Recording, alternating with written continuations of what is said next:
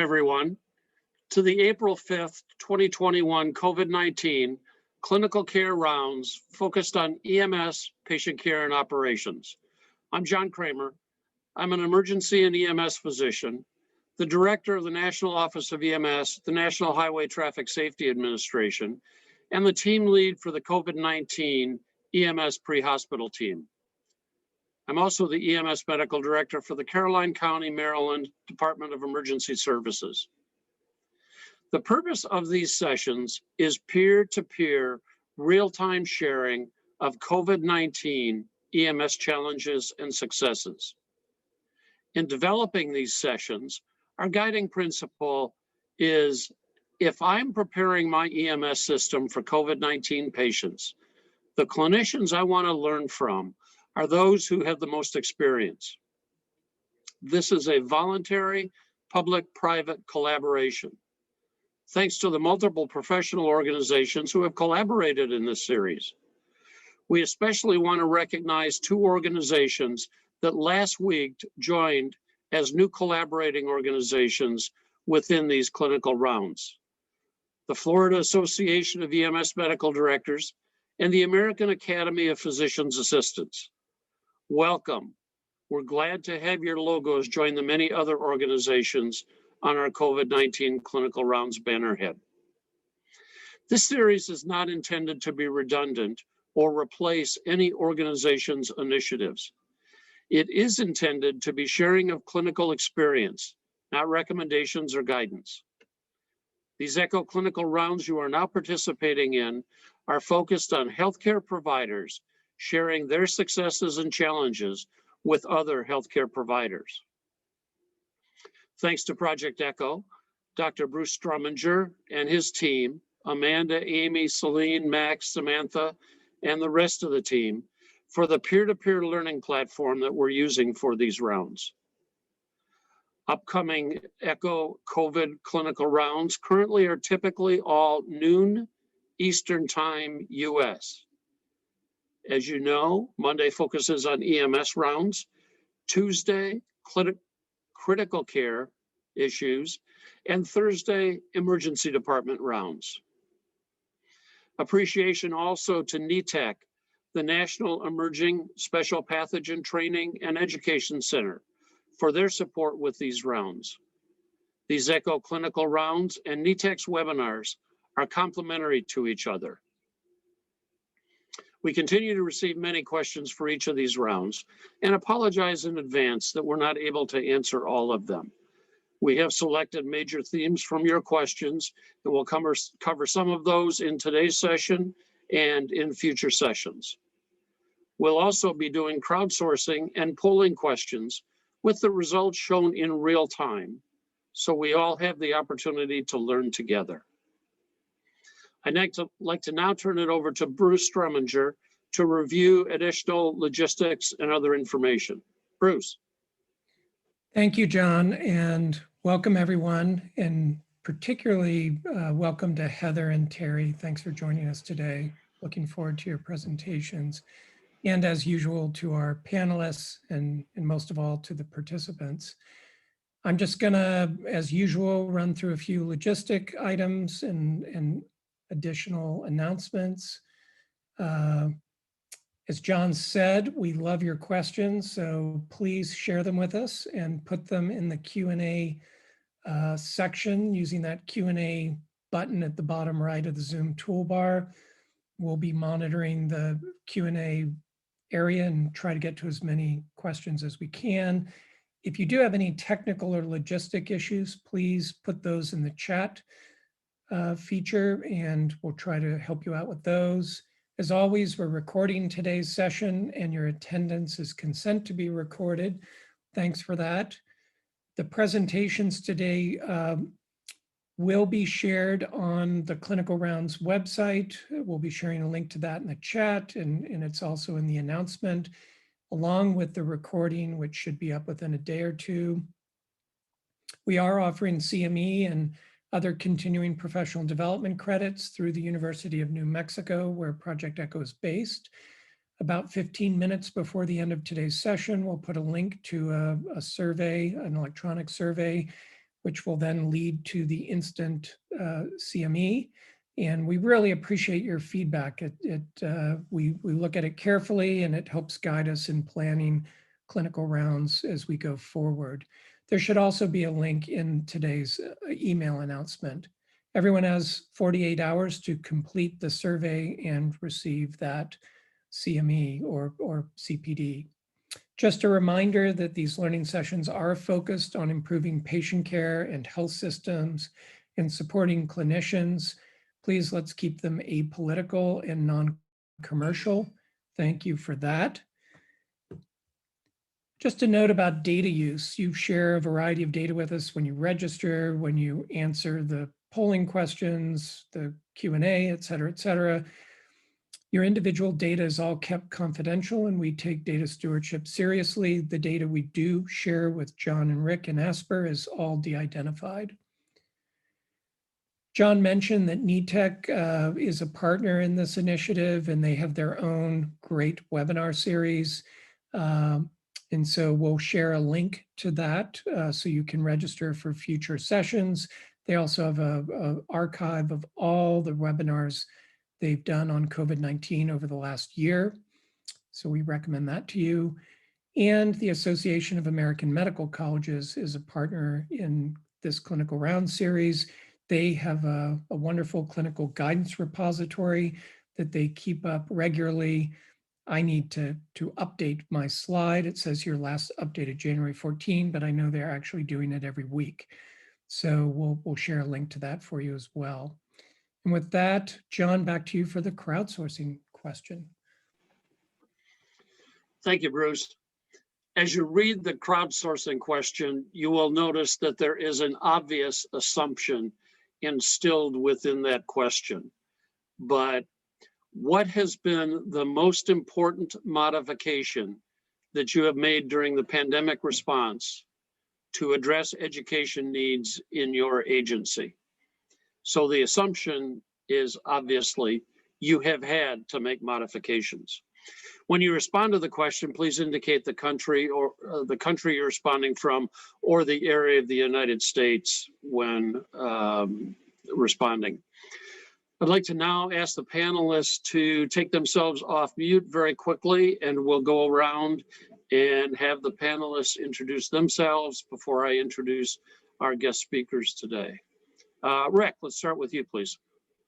Richard Hunt, Senior Medical Advisor, National Healthcare Preparedness Programs at HHS Asper. Thanks. Thank you. Doug? Hi, all. Doug Cooper.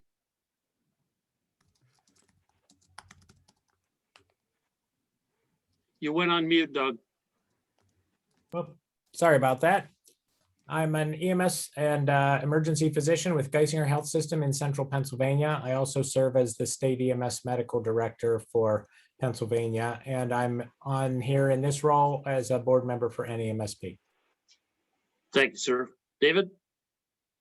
I'm David Gerstner. I'm the regional MMRS coordinator in West Central Ohio. Thanks. Dan?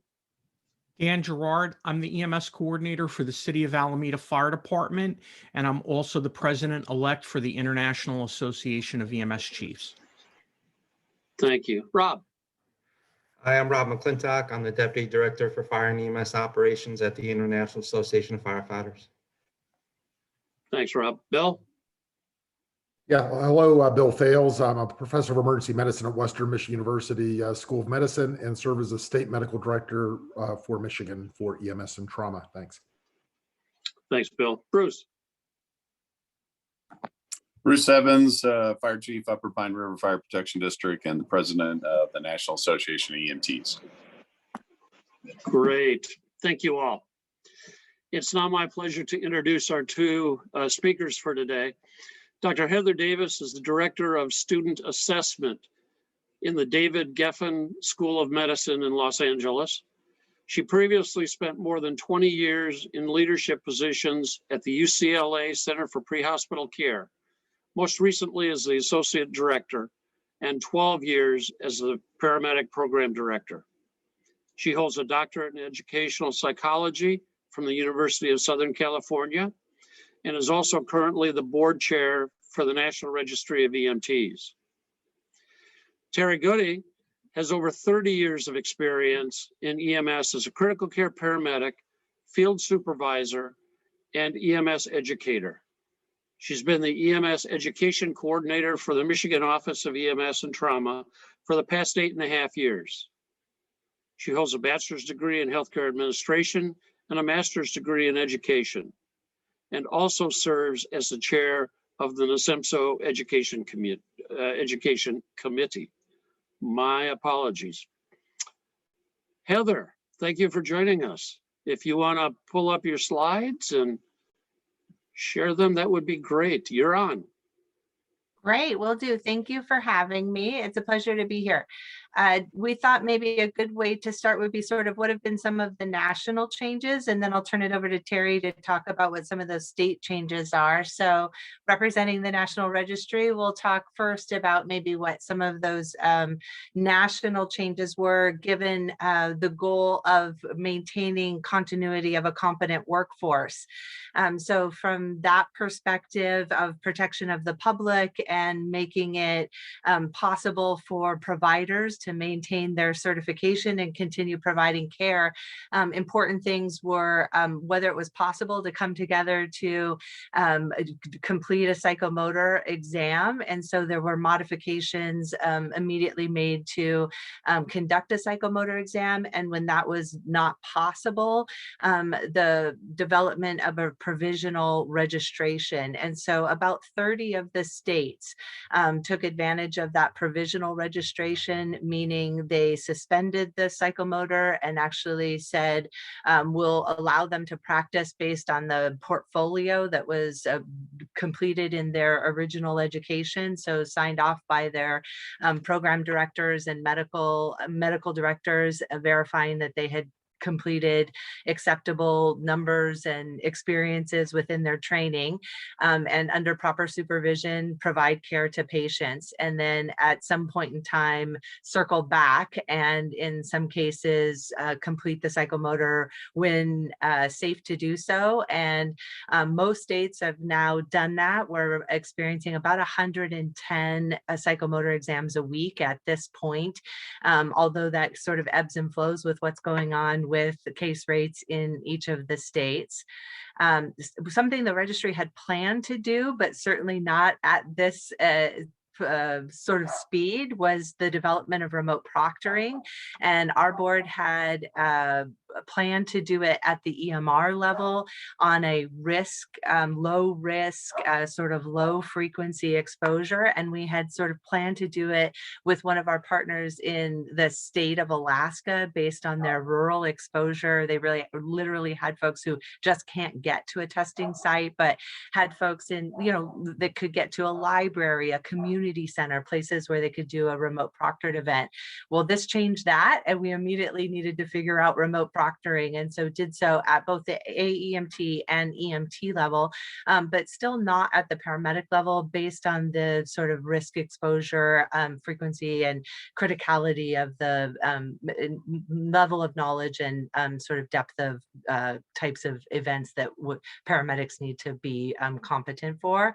And then a couple of other things related to initial exam extension for attempts. So most people know you have 2 years after the completion of your education. Some people just couldn't get to a testing site. There were no brick and mortar sites open for a while, or at the paramedic level, we weren't doing remote proctoring, so they needed an extension of time, and could do that for up to 6 months, get an extension on that 2 years.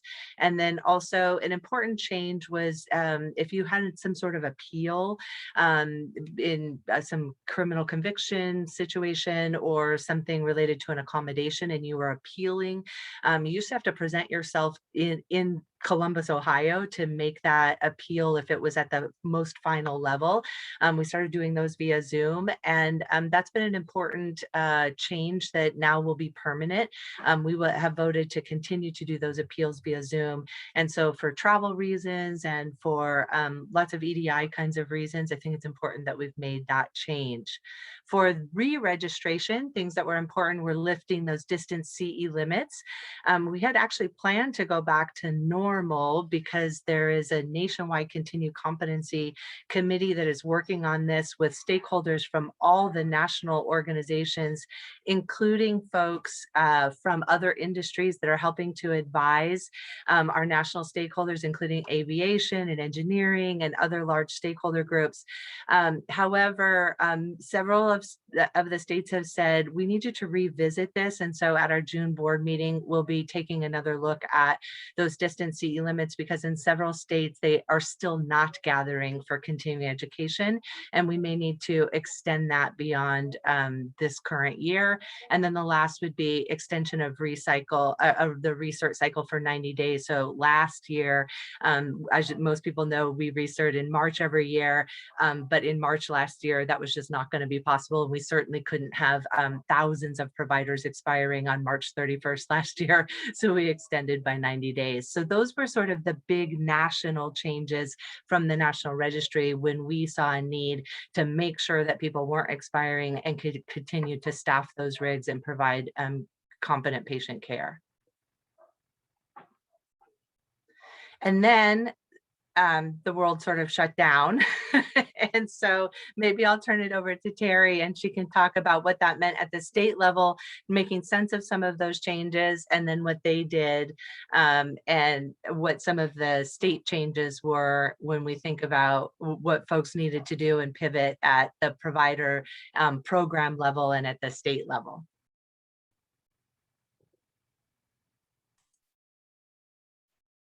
Well, thank you, Heather, very much. There were a lot of changes that state officials had to make, of course. We had an education committee for NASEMSO the second week of March last year, and the good Dave Bryson from NHTSA warned us at that time. It was on a Monday, and he said, just so you know, there are some states that are canceling clinicals.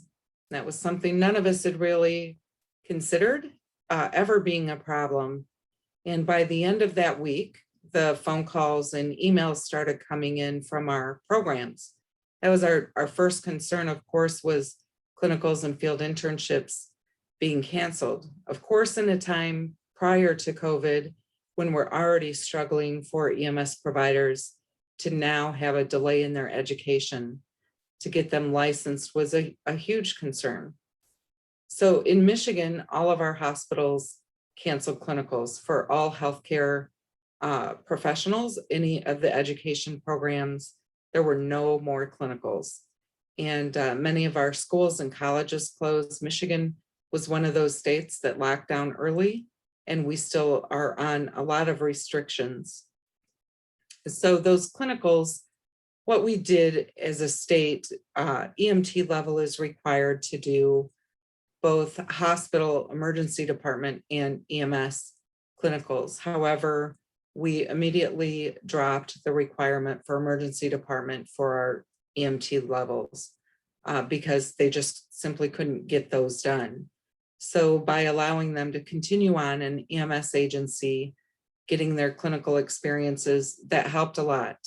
Many of our agencies stopped the clinical aspect as well, unless that student was an employee of theirs and they allowed them to complete their clinicals. So that did help.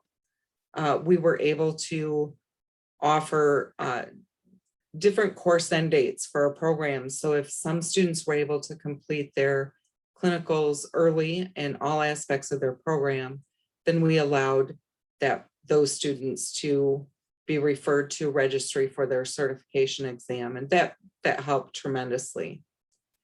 And then the other thing that we were able to do for our paramedic students who were already in their field internship phase of their paramedic program, if they were working as a crew member with a trained preceptor, we allowed those paramedic students to take the team lead on the scene, have their trained preceptor partner sign off on their team lead, and that helped to get them through their field internship phase, which of course got them into registry.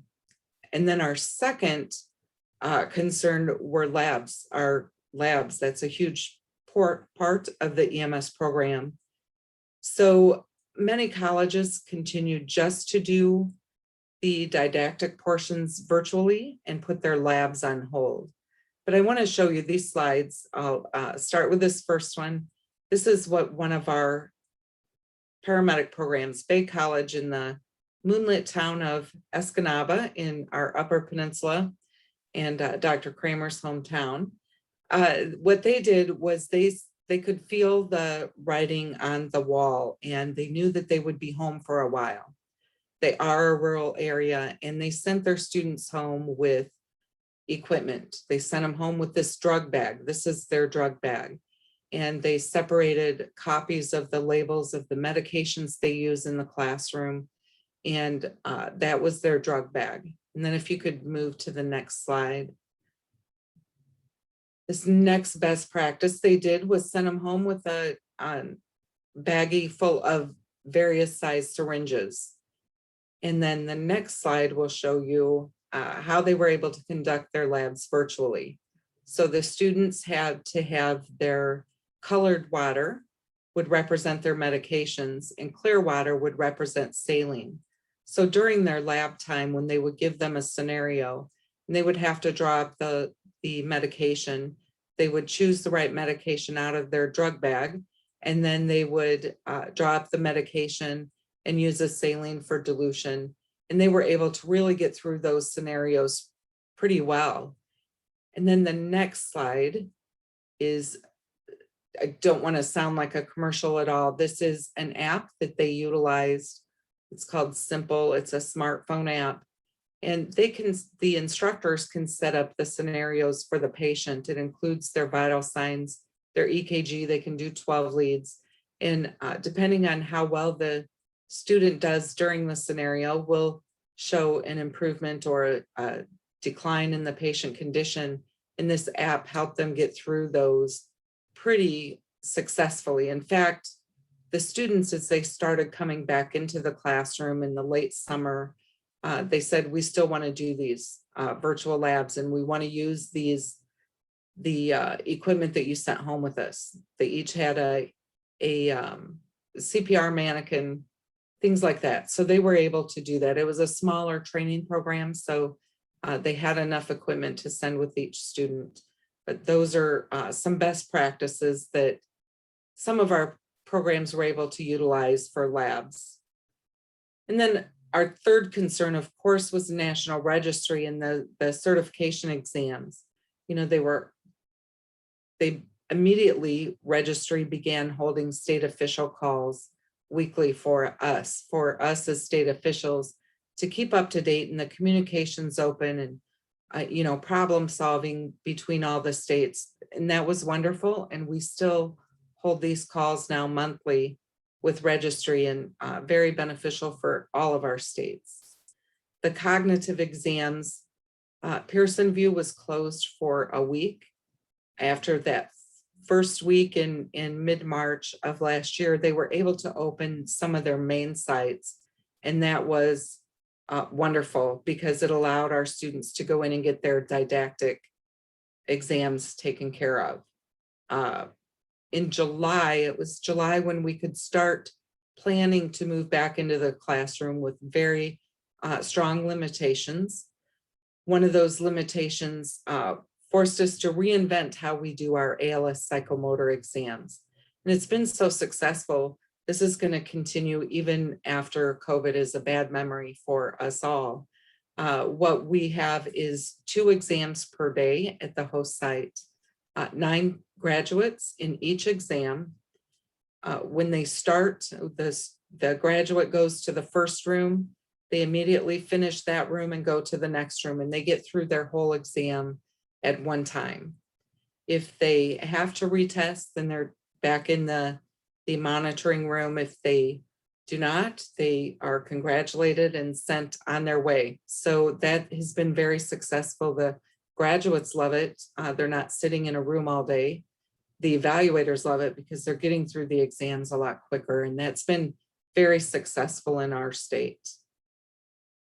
Didactic, we could talk all day probably about virtual platforms and what works well. And, we've all had some trying times with learning these virtual platforms, but probably the biggest concern has been in our rural areas. And it's not just in Michigan, these rural areas are in every single state.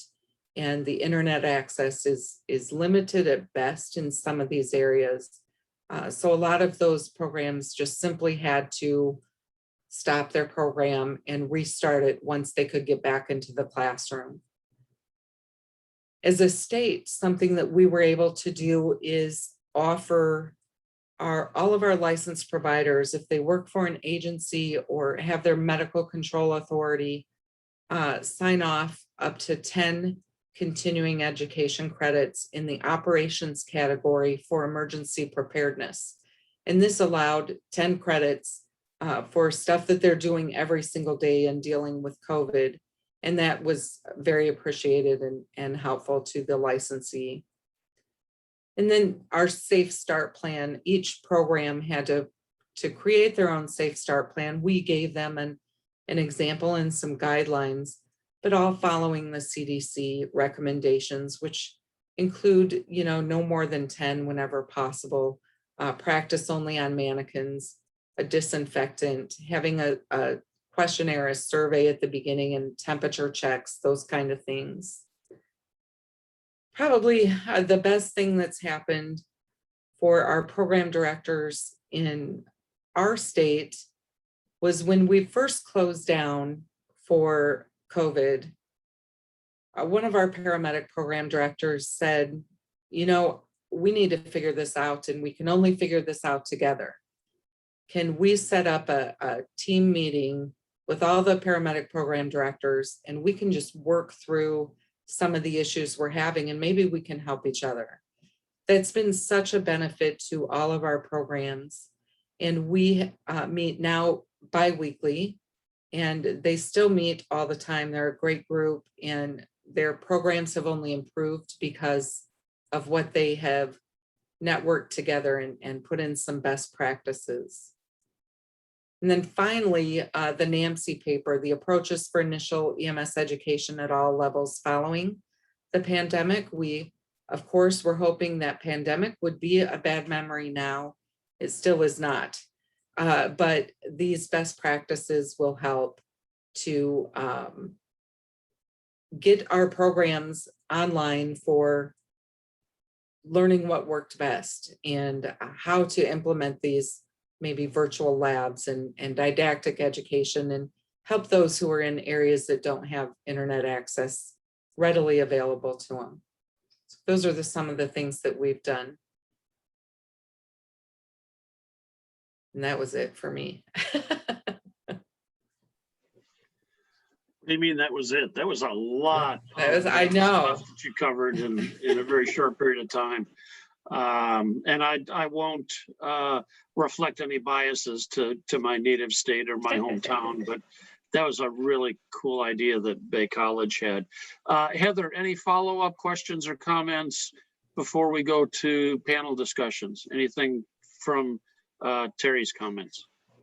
Just most importantly, which would be to make sure that we don't go back to the old normal if the old normal wasn't better, which is to take inventory and assessment of those pivots we made when necessity was the mother of invention, and say, hey, what was better here? What's actually improved education?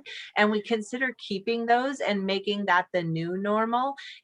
Where did we perhaps improve access or accessibility to particular populations or groups of students that maybe we weren't reaching before, or reaching in a different way? Where did we make learning deeper or more active, more interesting? Where have we got better retention or interest, and keep those activities? Where did we get perhaps access to experts because you could Zoom them in for an hour and they never would have driven in LA traffic for 4 hours to do a 1 hour lecture, but now we can get those folks on board and and now they're part of the program and you have them involved and interested.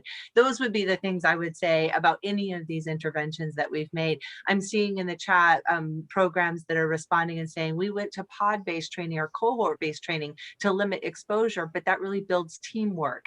And could we pivot that to interprofessional training and how we might reduce error and build on handoff, and like where could we take that to the next level? So that would be my comment, is don't just revert to the new normal, figure out what was actually better here and keep that.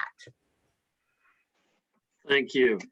A couple of follow-up things. Several folks have asked for copies of the slides, and links for the slides have been provided in the chat. So please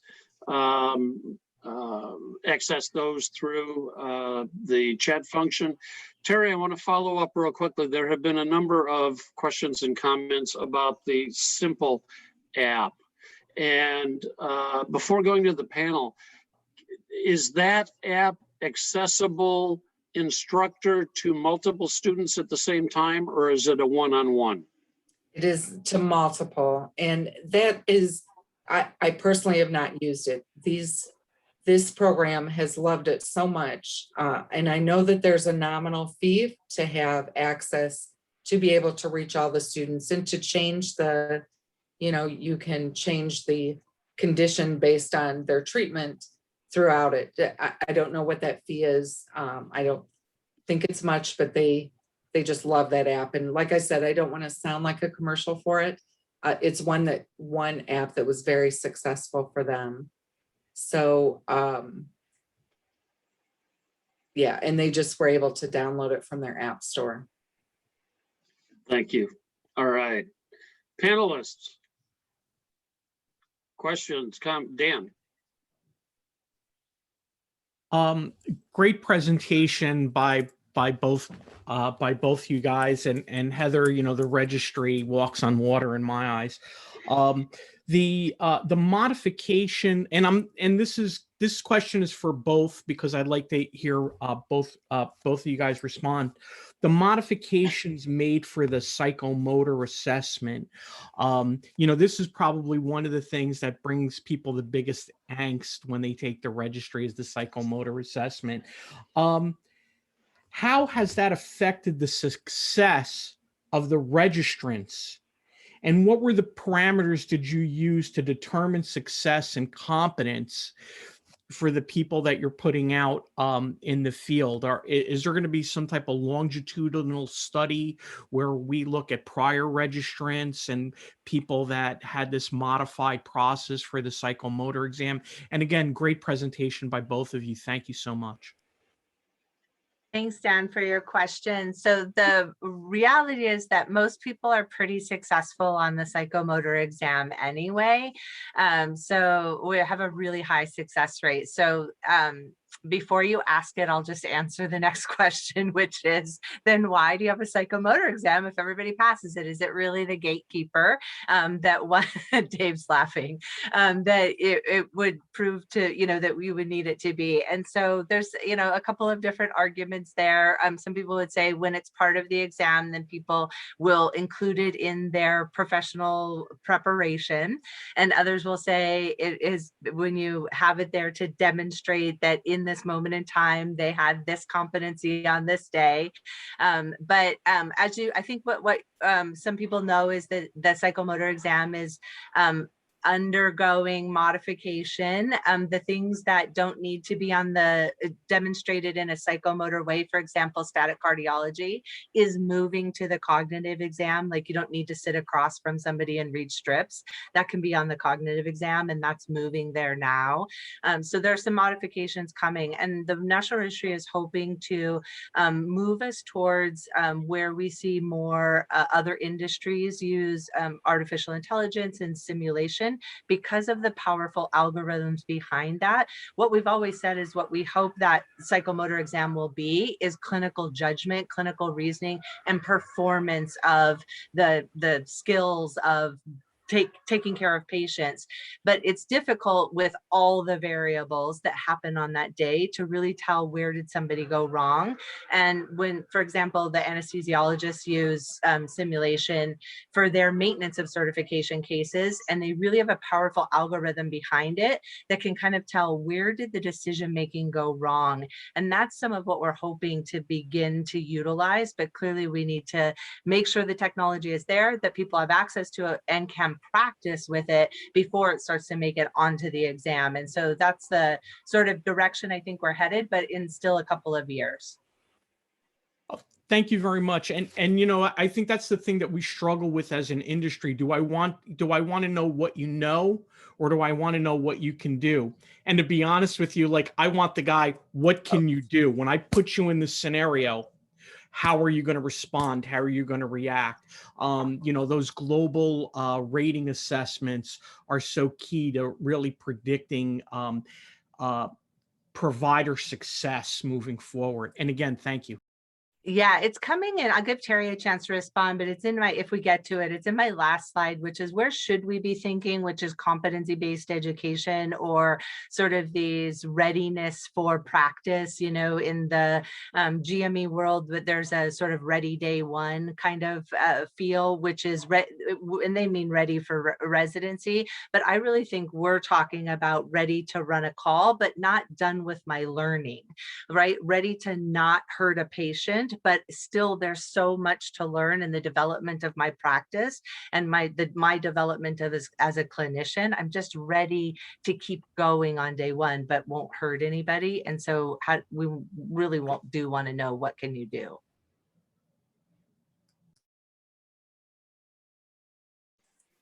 Thank you. David.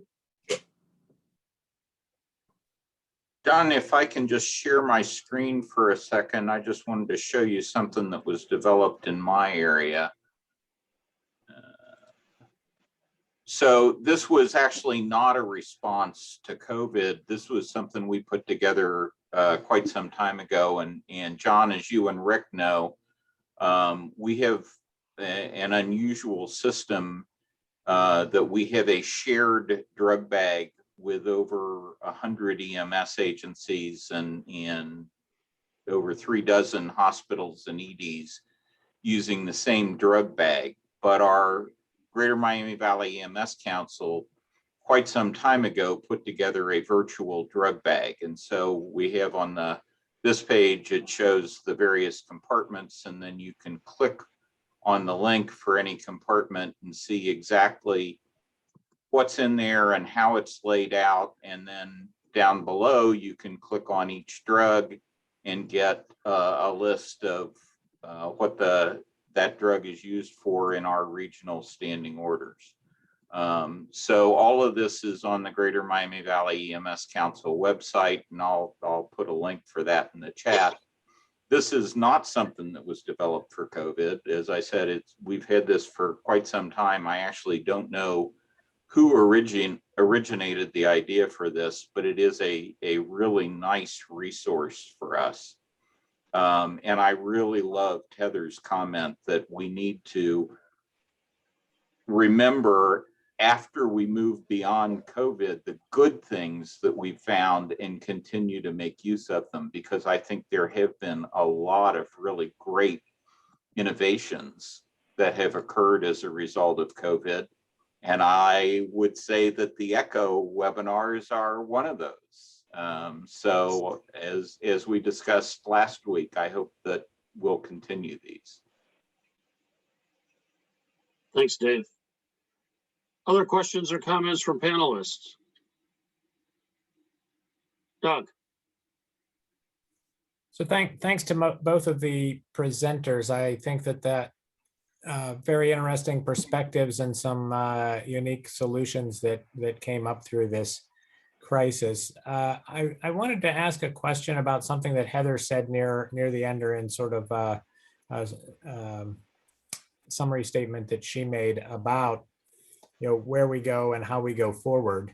And the question, I think, is, you know,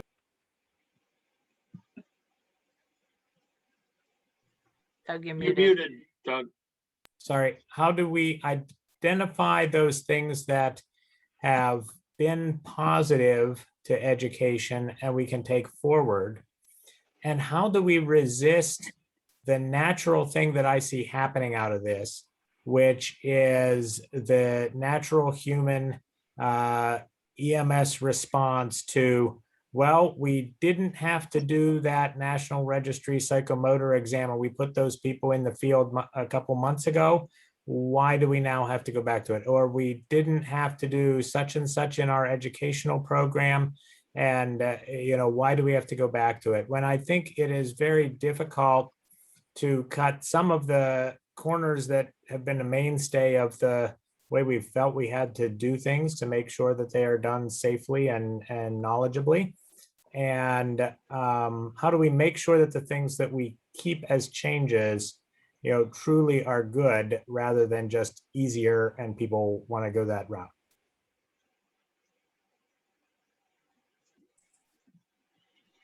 Terry, you came off mute first.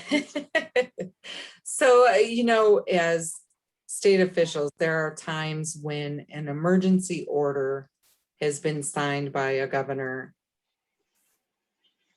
Things can change to get through a crisis, and that is for the purpose of just getting through the crisis. We allowed temporary licenses for our paramedic graduates.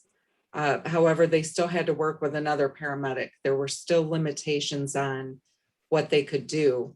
And it didn't really prove to be that successful because they didn't need two medics working together. They really needed to, have medic EMT, and that was more helpful.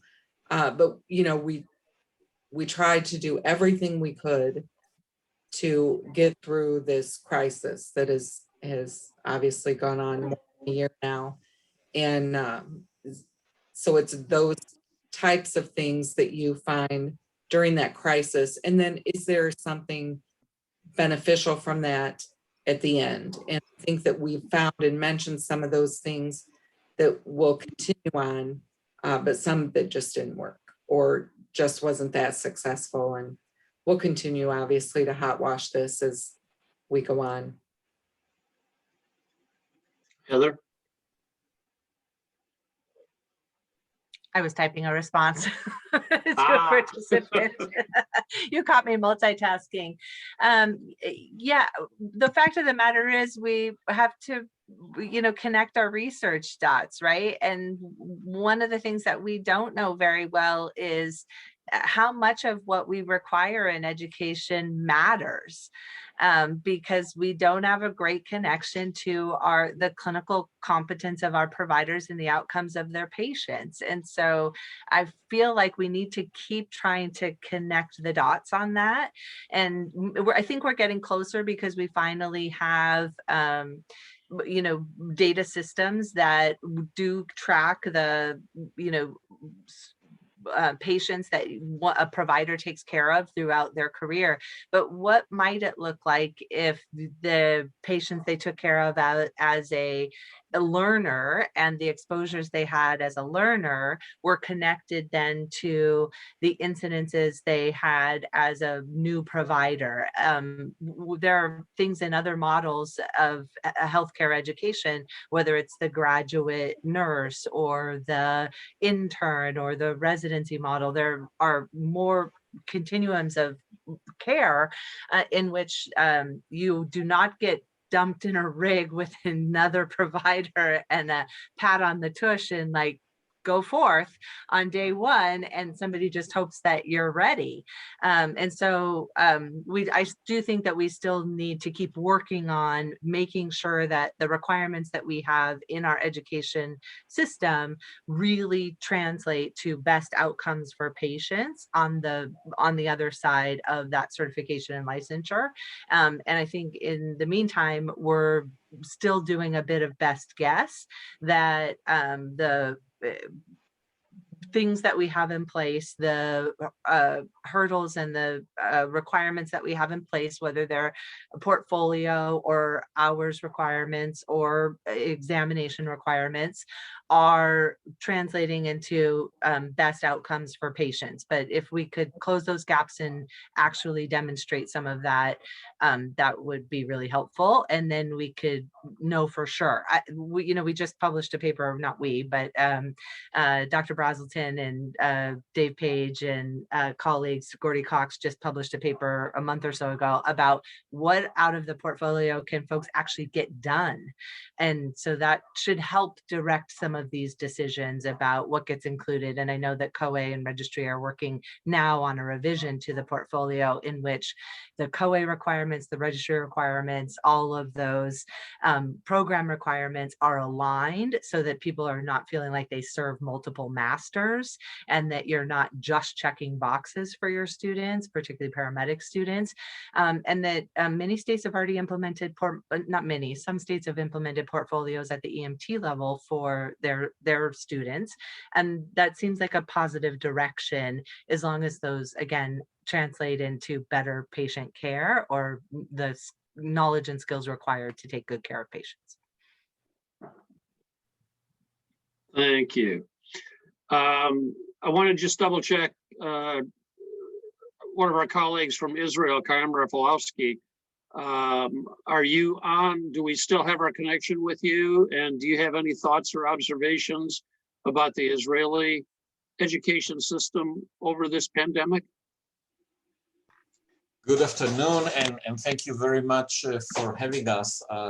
Extremely interesting and enlightening presentation. Thank you, Heather. Thank you, Terry. It's amazing to see that we are facing the same challenges. I think that the term of ready for action, or ready to treat is the greatest challenge, because at the end of the day, then I totally agree. To be honest, I want our paramedics or EMTs to be able to do their job. There is a set of knowledge behind that, but at the end of the day, they are not tested for what they have in their heads. They are tested for whatever they are capable of doing in the field. And I think that the simulation part is the part that we are missing most with this new reality. And there are some great ideas around how we overcome that part, because we can teach a lot virtually. We cannot simulate, and they need to be able to perform. It's about competences. I think that this is the key word in our business. And the more we move into being able to demonstrate our competences in settings that do not require the physical presence, the added value is there. And especially when you are thinking about retention of competences for people that are in some remote settings, and the Israeli remote settings are nothing to compare with the US ones, but still, you are not going to bring a student 3 hours driving each direction for a 1 hour, 2 hour simulation. And when you're dealing with volunteers, it becomes even more challenging. And I think that in the long term, this is a good thing that we can take out of this pandemic and push it further to doing better in our education. Thank you for the wonderful evening. Thank you very much. Echo, if we can go over to the polling questions real quickly, we'll run through those and hopefully still have a little bit of time for discussion. A couple of these questions we have had on previous sessions, but we again want to follow longitudinally to see if there are any changes. When in your station, if all members have been fully vaccinated, which of the following is routinely worn in the station during duty hours?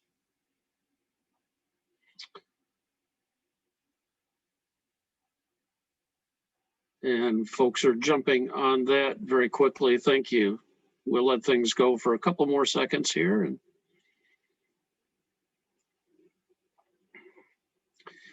Terry, I'll put you on notice because one of the things that Chaim just mentioned that we really haven't talked about, you alluded to it, but we'll talk about rural environment issues in just a minute. Okay, the responses are starting to plateau a little bit. If we can show the results.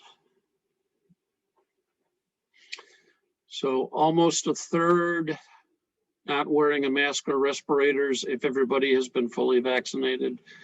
Some folks are still wearing, a fair percentage are still doing simple face mask and procedure mask. Thank you. Next question.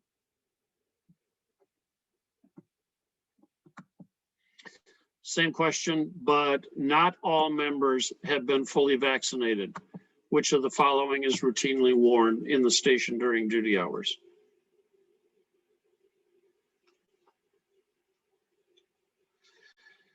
Terry, while we're letting this one tally up, any significant differences in your experience between urban training programs and rural training programs over the last year? Probably the biggest is that a lot of our rural training programs have just had to put their programs on hold. And they've had to make more accommodations, I guess. Some, when they started to bring back people with limited numbers, they would offer maybe a lab on Tuesday and Thursday, and then a lecture on Monday and Wednesday, and you choose which of those days you come in, but limited the numbers for that. So they've really struggled with that aspect of it. That's probably been our biggest hurdle for our rural agencies. It's internet. Thank you. Okay, Bruce, can we show the responses? Surgical or procedures mask is still the most common when not all crew members have been fully vaccinated. Thank you. Next question, please.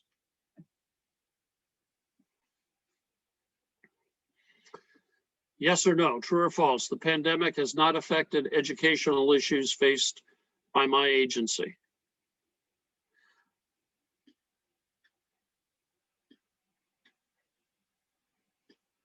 I'll be truly honest, this was almost a no-brainer when I was thinking about the question, but then noticing several of the comments in the chat over the course of the hour is that there are some agencies that have not had to make significant modifications. Okay. Echo, can we look at the responses, please? So a majority have had to make changes, which is, not terribly surprising based on what we've heard. Thank you. Next question, please.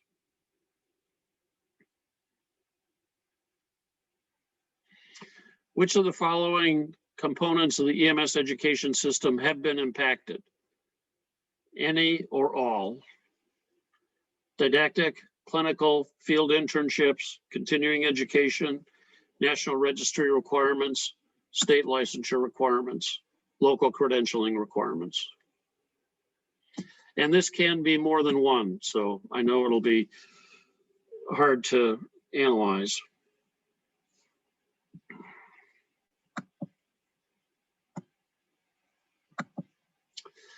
Heather, at the registry, have you noted significant issue disparities between rural and urban programs, or are you able to, have you spent much time looking at that? In terms of education or certification? Certification. Oh, certification. It is one of the things that we work on consistently. Bill actually has a report, our executive director has a report that he pulls at least weekly to literally gives us the minute or how many miles somebody would have to drive in any particular state to get a seat at an exam, how many days wait time it would be to get a seat for remote proctoring or for on-site exam. So we monitor those so that there's not an undue delay.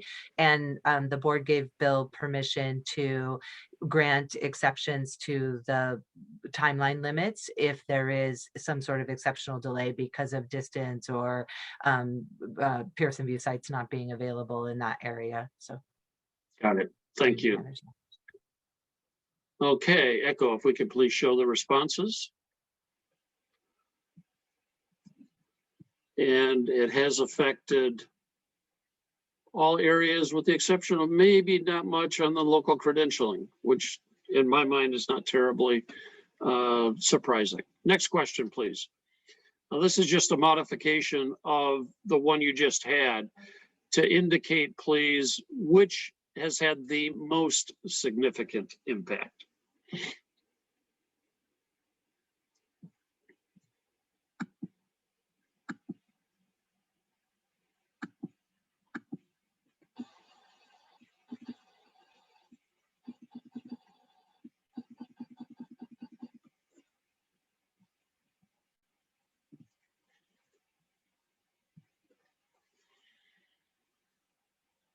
Ooh, quick responses coming in. Thank you. Okay, Echo, let's look at the responses here.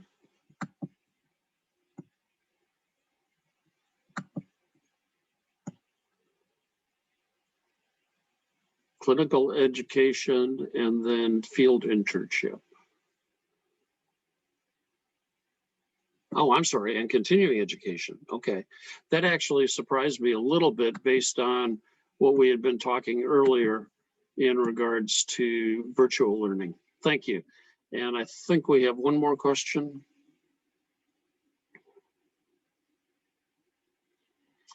My agency has found virtual continuing education resources helpful from national resources, state resources, local resources.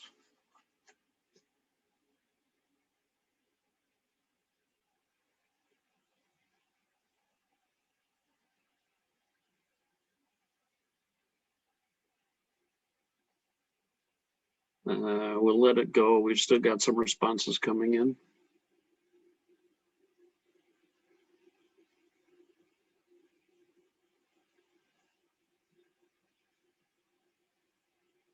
Okay, it looks like we're plateauing out here with responses.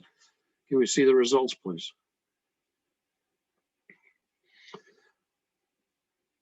Pretty well distributed, a little bit larger dependence on national resources, but local and state resources still relied on very significantly. Thank you very much.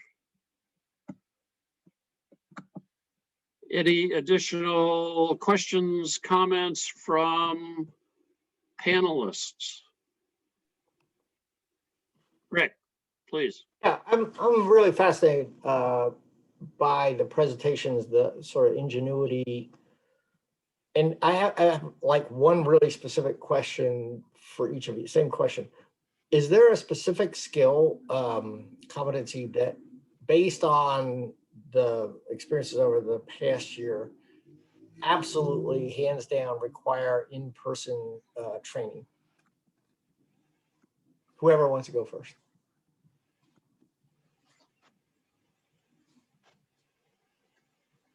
Heather, that was a response in and of itself. That was good.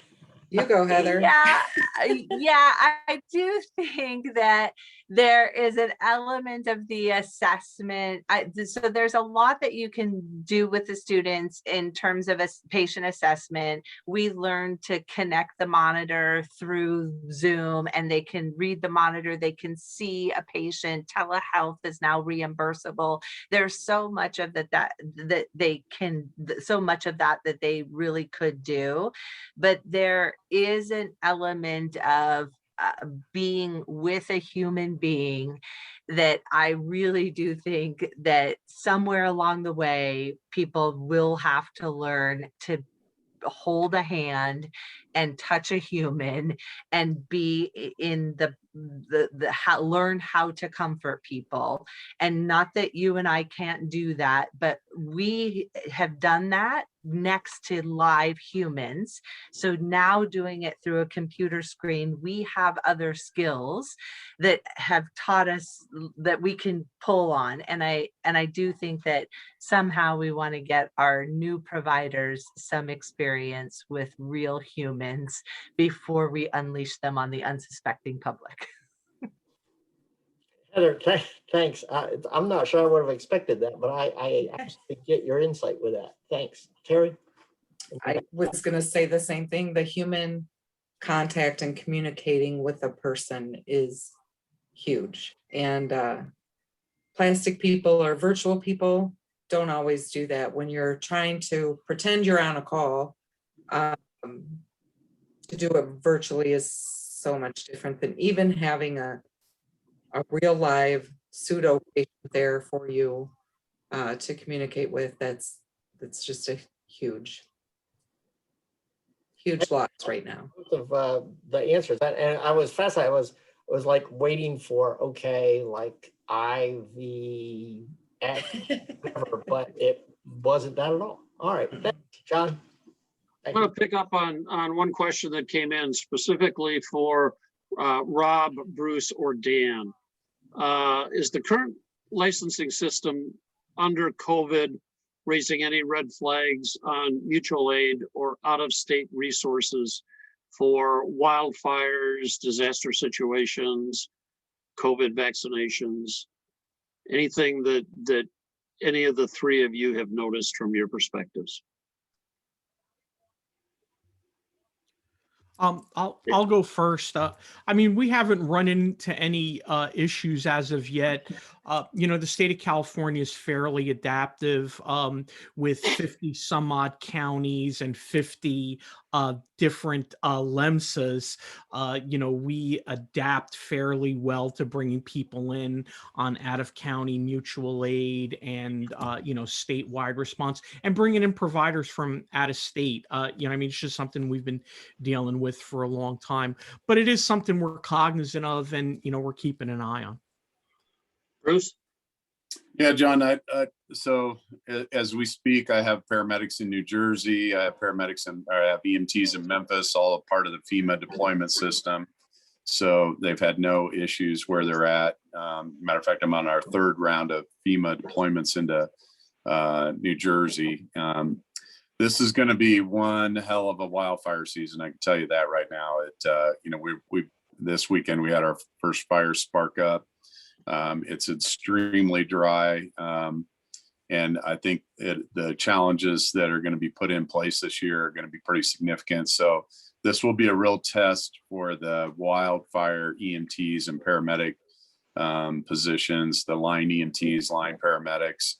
I think most of the states, either through the compact or through fast tracking, like I know Colorado, get people a temporary cert in 24 hours or less. When they're coming in from another location. But as these disasters continue to grow in size and the EMS requirements are more significant, even down at the border, AMR's tasked us to go to the border a couple of times, and I haven't had people eligible to do that under the HHS or under the FEMA requirements, just don't have the bodies. So, one thing I'd mentioned about the impact on the rural situation is that we run an EMT training center, and so far, we made some modifications using Zoom. It was all great. Still had 100% national registry pass rate on those folks, including Jeff Dyer, who was in our last class. For those of you that know him, he's going back through his EMT training and passed his registry.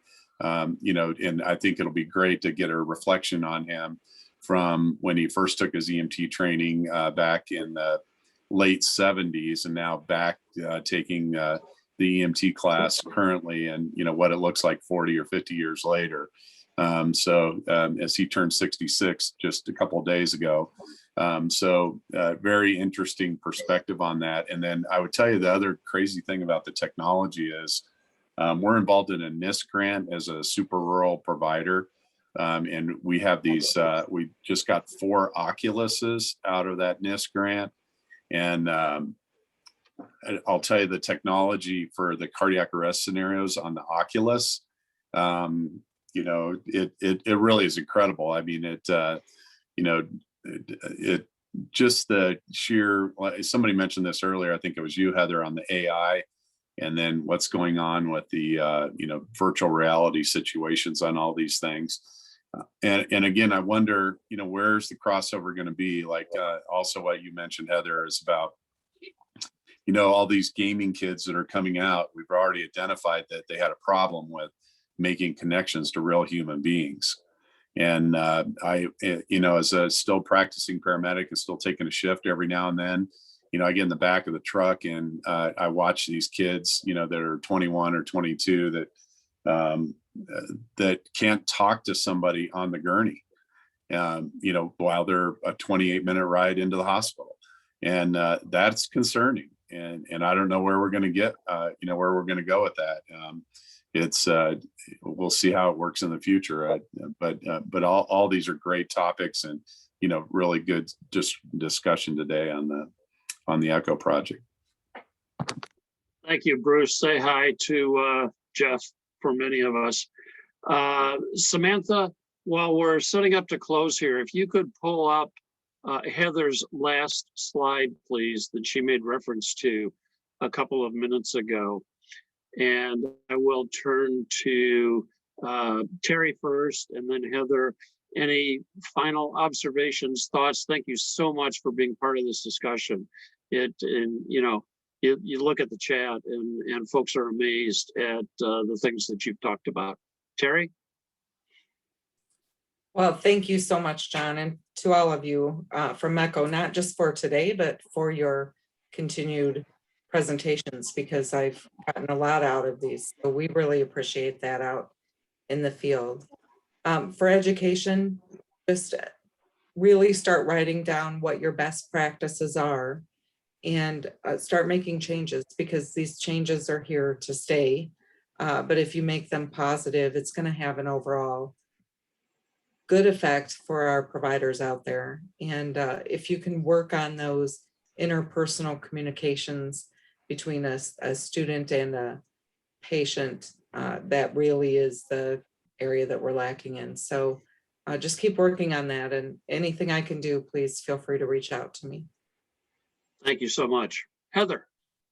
And I'll just hit the highlights, because, you know, I could go on forever, but the socio-emotional learning piece has been really big in K-12. But as we know, when people are stressed, they get a lot of cortisol production that actually impedes learning. But when you create a safe space, which is just really recognizing the sense of the need to belong and a place where people feel like somebody cares about them. And it can be as simple as learning what's going on at home and that the road that people have traveled, whether it's through their Zoom classroom or in your physical classroom or as part of a shift.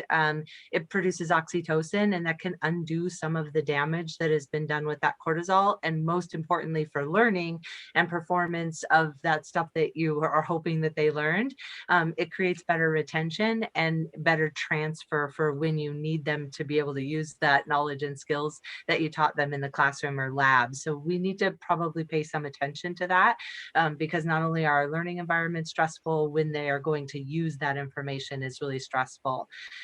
Whether you do or do not think that the ed standards or the accreditation requirements have enough in there for social determinants of health, cultural humility, systems-based healthcare, it will be your job as an educator, a program director, a medical director of a program or of an institution to decide what you want your providers to know. But I think that the expectations of the public for what our providers know and how they treat people while they're treating them has certainly changed in the last year. And I think that we will have a responsibility to improve the baseline knowledge and the way that our providers use that knowledge about disparities of care, and that we're going to need to include some of that in our curriculum and the way that our providers use that information.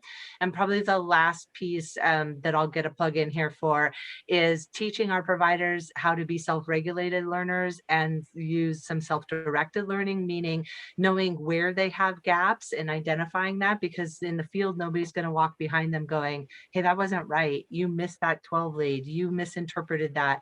That wasn't actually the right diagnosis. It's a little bit harder for us in the field sometimes to get information about when we were or were not correct about some of our care or differentials. And so it's important that we get a strong sense of where we might have a gap and know where to seek information and how to close that all throughout our career and throughout the maintenance of our own certification. And those are skills that can be taught, and we probably should be teaching them from the very beginning of someone's learning. I'll leave it at that. Thank you so much. Again, Heather and Terry, thank you. To all of the panelists, thank you again for joining us on a weekly basis and for contributing. Echo, again, a wonderful job on the technology stuff. To folks in the audience, thank you so much for your contributions in the chat, both this week and on a weekly basis. I think it's probably fair to say that our education system is different now and will remain different than it was on January 1st, 2020. But we've all got to figure out what are those components that have made it better and figure out how to continue refining them as we move forward. Thank you, everybody. We appreciate your participation. Critical care rounds on Tuesday, ED rounds on Thursday, and we'll see you all back here next Monday. Same time, same channel. Have a great week, everybody. Thanks, everyone.